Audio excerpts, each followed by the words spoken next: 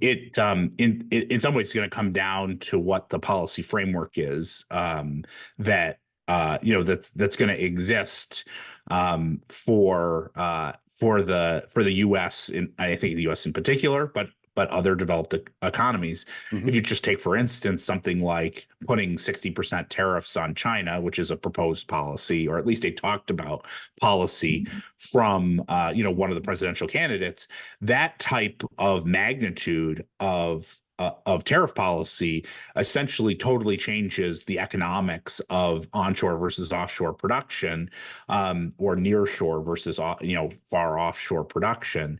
And so you could, if you go back to the chart I was showing before, we went from a period of time where something like 15% of GDP was in some sort of tradable structure in one form or another to about 35%.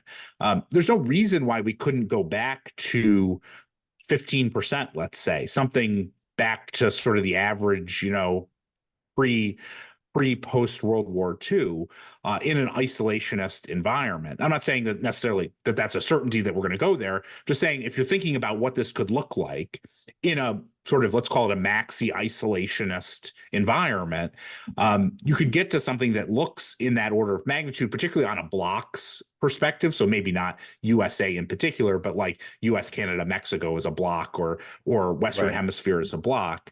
That would mean moving 15% of GDP essentially of, global activity, basically duplicating something like, 15% of GDP of global activity in one form or another. If that happens over the course of 10 or 20 years, even 10 or 20 years would be a meaningful impact on economic conditions for the investor, the people building the capacity, and would be a meaningful detriment in terms of no new capacity build for the folks who are feeling the pain from the unwind of the globalization trend. So that's a dynamic that could be meaningfully supportive to a U.S. economy. And I should say it happens in an environment where we're also having these demographic challenges. And so you have lower or falling supply of labor, need to reshore, need to build parallel infrastructure. That combination of things is pretty challenging when it comes to thinking about how are we going to move and build, and plus the skill loss that's happened over the last 40 years in terms of literally doing it. Like, putting that all together is a pretty challenging task if we're going to really decouple from each other.